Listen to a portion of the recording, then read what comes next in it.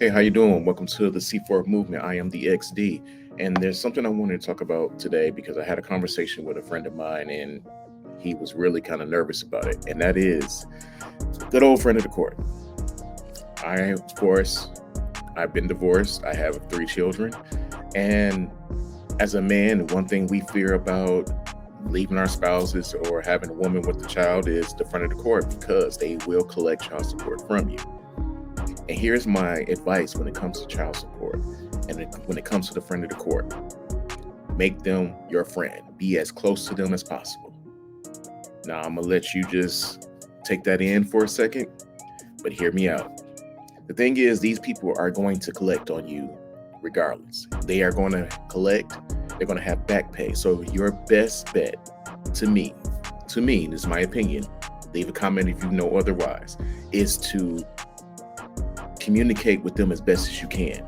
And then when you have those referee sessions, that's when you, the mother of your child, and another person is sitting there and y'all discussing things concerning child support and your child. Try to fight for as many overnights as possible because that dictates how much you will pay in child support. I'm going to tell you a story that was very funny to me. Most recently, my ex-wife, she remarried, and of course her and her husband, at the time my youngest son was staying with them, she then gave over custody to me for my youngest son to stay with me. So we had to go down to the front of the court. We had to discuss with the referee, and they basically told her, okay, now that you are giving him custody of the child, you are now liable to pay child support. So yes, I'm one of the few men in the world, in this country, that is receiving child support. So as she went down the numbers, how much she would have to pay, the lady steps out of the room, gives us a moment to discuss things over, and my ex-wife says to me, why are we even down here? And I'm looking at her with this confused. We're down here dealing with the friend of the court, dealing with child support because you put me on child support. The case doesn't stop. And that's one thing we have to remember when you're dealing with the friend of the court.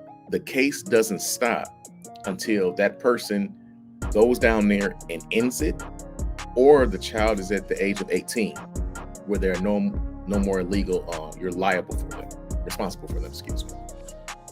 So when she says, like, why are we even down here? And I tell her, like, you put me down here. You put me on child support. That's why we're down here.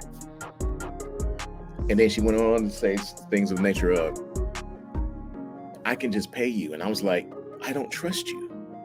The same way you wouldn't trust me. And that's the thing. When you're dealing with the friend of the court, you have to get whatever feelings you may have for that person. If you still have feelings for your ex-wife, you still have feelings for, if there's women watching this, your ex-husband, get them out of there. It is now officially a business. This is a business transaction, and you need to move accordingly. And the one thing you can do to make it better for you is to communicate. Hey, I can only pay this much because of this, and this. Let them see, provide evidence. You won't have to really reveal yourself, expose what you're going through, just to be able to save some bucks. But in the meantime, the most important thing you must do is get those overnights. Get the overnights. That's where the most of the money comes in, is overnights, because overnight says you are taking full responsibility of that child. Like for my son, he stays with me. My ex-wife gets him every 2 weeks on a Saturday for a couple of hours and drops him back off.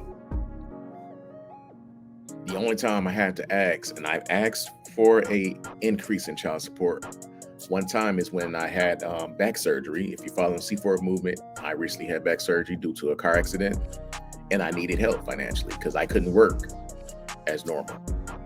But you need to be as open as you can with the friend of the court to be able to protect yourself and your finances, because they're going to go based off whatever the other person says. And especially if you two aren't seeing eye to eye and she got something against you, and she got hate in her heart, she can go down there with any sad story and they're going to give her the increase because she is the custodial parent, meaning that child is with her majority of the time. Because the one thing that we do is, men, when you mess with our finances, we get a little bit off because now our whole lives are changed. So our whole thinking has changed. How am I going to be able to do this? How am I going to be able to do that? How do I be able to make moves to be the man that I want to be? And the one thing you got to do with this particular area, if you're going through the friend of the court, is own it. Don't run from it. Don't be nervous about it. You don't understand something, tell them I don't understand. Tell them what you're willing to do. Tell them your whole situation so they know. And one thing you have to do, and I'm going to keep saying this, is very important, get those overnights. Make sure that child is with you as many overnights as possible. And if you can, you have space and you have living conditions, you're going to have to put in a real strong fight for joint. These are words from the XD. This is C4 Movement. I hope anybody that's dealing with the friend of the court take this advice and be able to use it. I hope it's helpful. If it's not, and I misquote anything, please comment. I feel like as men who deal with the friend of the court, we have enough knowledge in this area where we need to be sharing it with one another, because sadly, we are living in an era where women are taking our children and they're using them against us by using the friend of the court to come after our finances. This is the XD. Please like, share, and comment, and let's share this information so we can help one another.